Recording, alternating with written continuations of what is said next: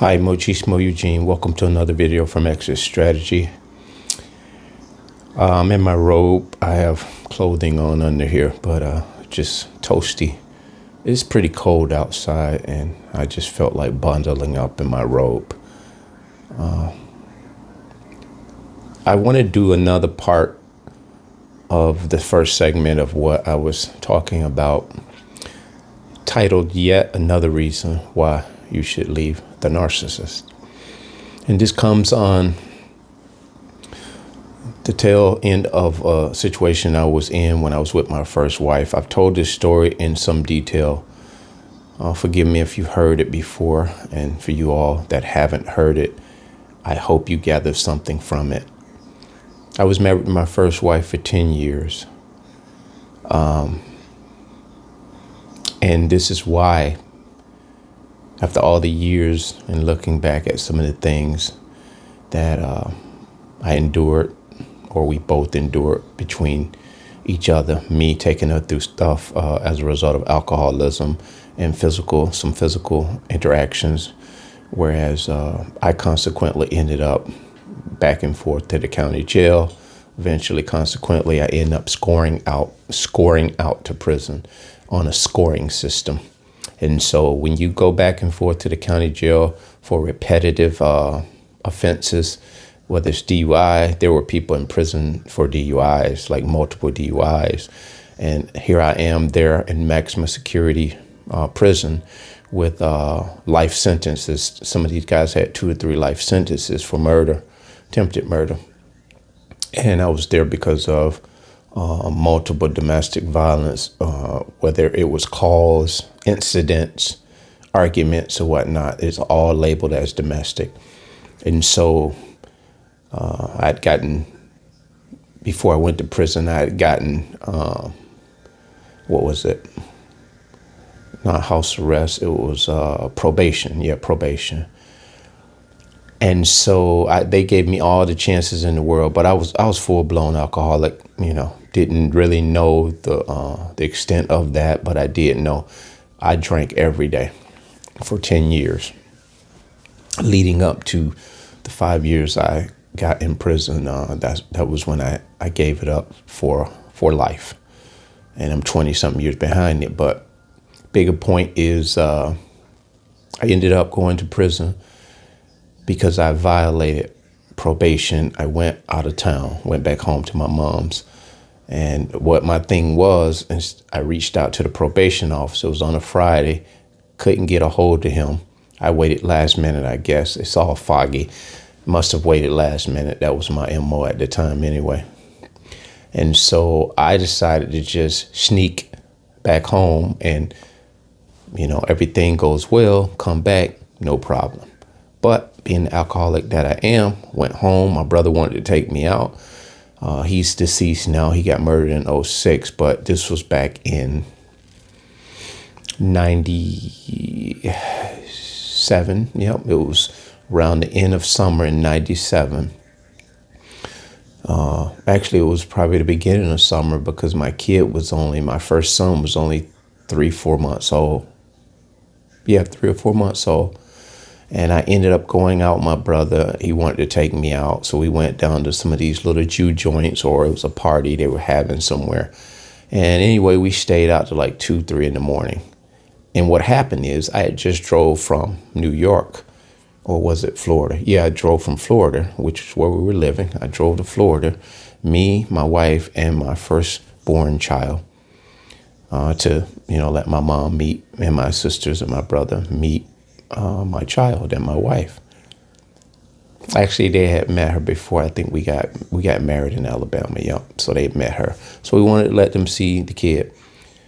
So he takes me out. We get home 2 in the morning. We had just gotten there about 6 o'clock, 7 o'clock, right before dark. So I essentially left her there with the child and went with my brother. And I should have stayed. I don't think it would have ended up any different because I was drinking nonstop. So I get home 2 in the morning. First thing she says, give me the keys. Me and the child is leaving. We're leaving, going back. You can stay here.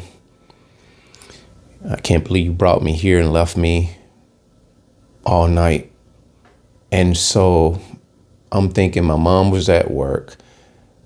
I'm thinking she was asleep with the baby, allowing, me and my brother to go out and just have a good time. And so she was livid. I'm drunk. She's trying to tell me she's leaving with me her and the baby. So I want to believe panic set in and my dominance set in and alcoholism and all of that. And so I was like, just give me the baby. I'm going to lay down. I don't know what the big deal is, blah, blah, blah. And I think I was talking pretty rational, I didn't think that was a big deal. You here with my sister. It's not like I left you in the house totally all alone. It was dark when we got here. I thought you was going to get some rest. Let's just go to sleep and wake up in the morning and we can talk about it. And so she was livid. And she was like, give me the keys. And I was like, no, just give me the baby. You're not going to leave here with the child and leave me here. Just give me the baby. I'm going to go lay down. I know you're mad. She just was not going to give me the child. And lo and behold, I think I grabbed her hair, knee jerk, and I grabbed her hair and twisted it, and she turned the baby loose. I go in the room with the baby and lay it down. All of a sudden, my sister and her, I guess, go behind closed doors, call 911, police come, they arrest me. I'm arrested back home in my hometown. Now I'm on probation. I only supposed to be getting in no trouble. So I go to jail. And this is when she began to leverage the fact I'm in jail. So she gives me a scolding. And this was a repeated cycle, even when we were in Florida, going back and forth to jail. I would get in jail and she would leverage that and she would give me a scolding and make me, it's kind of like a timeout for her. And she would give me this lecture of, I'm not bonding you out unless you don't drink again. And I guess being that she had never encountered an alcoholic or someone in a situation like we were married, both of our first marriage. And so this was all new to us.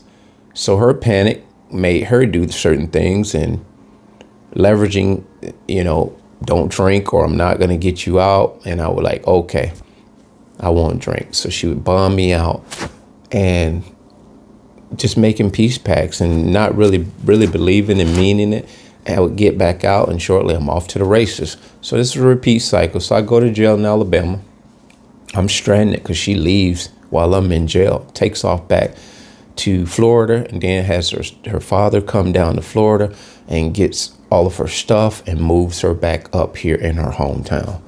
This is why I ended up back here in New York. You'll find that out shortly after I finish this story. I'm trying to condense this. It's going to be 3 or 4 parts, like I said, but this is something that needs to be said because I have determined that there's a strong chance that my first wife, in fact, is a narcissist as well. And I'm going to show you why in the whole dynamics of how things were done from the point of where I'm at right now with this story, leading all the way up until I got out of prison and she got me out. Had me ousted out of the house. It's a miracle that I'm still alive and breathing. And that will be something you will understand once I continue this story. So I'm stuck in Alabama. She goes to Florida. Dad comes, moves her and my kid and her back to New York. I'm calling her collect from the jail in Alabama. She accepts it. She was always accepting my calls because I would threaten and curse, and I'm on a recorded line. Looking back, I had no regard for, or when I say regard, it was like, hey, they recorded in the line. I was like, I don't give a F. It was like a defiance, man. The alcohol just had me in a mode like defiance against anything and everything. And that's not even in my character. But the alcohol had me acting out of character. And so Sam Vaknin said, when a narcissist rages, or not a narcissist, when an alcoholic rages, even if you're not a narcissist, And I don't watch Sam Vakinin anymore. I told you guys that. I think I've had enough of him. But the thing is, he said something about an alcoholic. Alcoholic rage is very similar to narcissistic rage. And so looking back at that, that would really explain why I was having these out-of-body experiences, how these blackouts, I don't remember doing anything at that point. I did them, nor have I ever remembered anything about certain instances that me and my wife went through. So she went to New York. I'm in the county jail in Alabama. I call her collect. I threaten her she better get me out so I can come to New York and be with my son, because I done violated probation. I know I'm going to jail when I go back to Florida, so I at least want to come up there and see my kid. So I don't know if my threat was effective, but she essentially sent me a bus ticket. And not a plane ticket, but a bus ticket. It took me 3 days, 4 days, I don't know. And I took the train and the bus because I can remember, I think I went, I don't know if I had to go through New York City or something, I don't know, whatever. But anyway, I ended up getting up here to upstate New York, and we spent about a week or two before I was, going to take the trip back down to Florida and turn myself in. So when I got back to Florida, I didn't even turn myself in. I actually start hanging out in these little homeless tents with the homeless pretty much. And that's how low I had gotten, to the point where, because I had an aunt that stayed in Fort Lauderdale, but I didn't want to go to her house because I didn't want to, when you're an alcoholic or a drug addict, you don't want nobody to tell you when you can come and go. And that's why you'll see some decent people out here in the street. The drugs are deciding for them and telling them to compromise on their values, their morals, not going home to their husbands and wives. They would rather stay out on the corner and drink all night and smoke drugs. An alcoholic goes down the same rabbit hole that drug addicts do. And I'm here to tell you, it's a parallel addiction. It'll leave you homeless like a heroin addiction. It'll have you pawning and hawking your personal possessions, just like a cocaine addict. If there's any alcoholics or recovering alcoholics is the word I guess they would use, or any alcoholics that were previous alcoholics, you're in a post-alcoholic state and you can relate, I want you to comment. So anyway, I'm in New York and I spent a week or two up there with her. And in doing so, I ironically got her pregnant. I didn't notice until I actually got back to Florida, hung out about 2 weeks in the streets in the homeless tents out there. That's where you could just go and you could sleep on a cot. But in Florida, it's hot. So it was kind of like, it's not like in upstate New York, you got to worry about fighting the cold. So every day is 70, 80 degrees. So you sleep it off and you wake back up and you're in the streets again. So just living like a bum, essentially.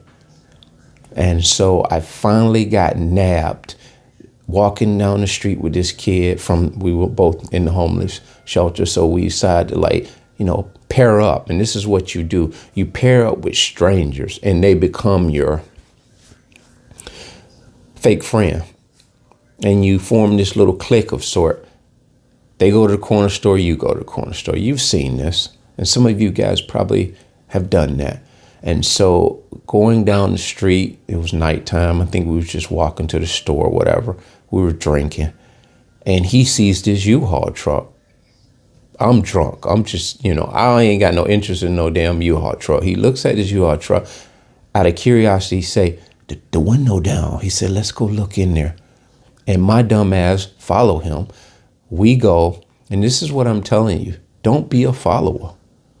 And I'm not a follower, but the alcohol made me compromise on a lot of my value systems in many ways. So we look in this thing, and it was a setup, actually.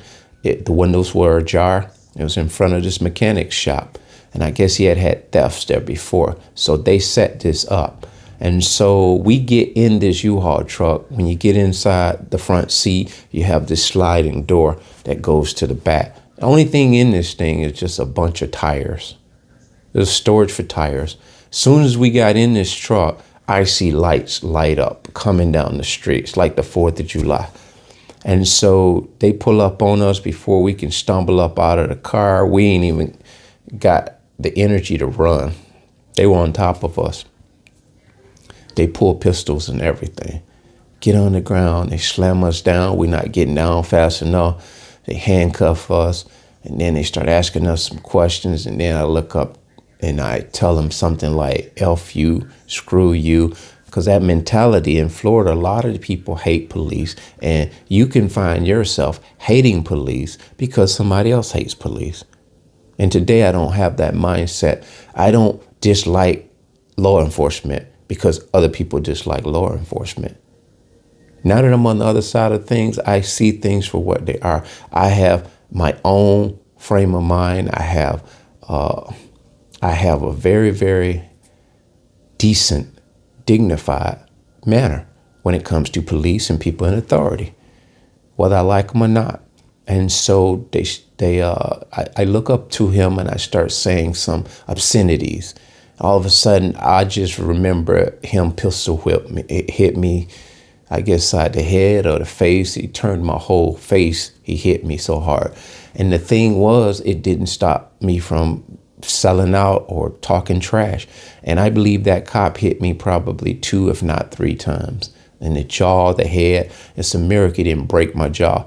And see, that's the thing about alcohol. When you're so intoxicated, you wake up the next day, you're still hungover. And that, in fact, sometimes causes your injuries not to be as significant because you're still under the influence. So you're pretty much, it's like a pain reliever, like a sedative. And so, they could have killed us. They could have killed us in the dust of dark. Florida police, Fort Lauderdale, Florida, it's not a game. But anyway, I ended up getting taken to the county jail. I had to face these charges of probation violation. So I ended up catching 58 months, 56 months, something like that, 54, something like that, shy of 5 years. And so I maxed my whole sentence out. So I ended up doing the whole 5 years. In doing so, I began to start living a life inside the walls as though I was on the street. In the next video, I'll pick up where I left off here, and I'll continue to tell you where I began to start living my life the way God had designed it. That being said, bless.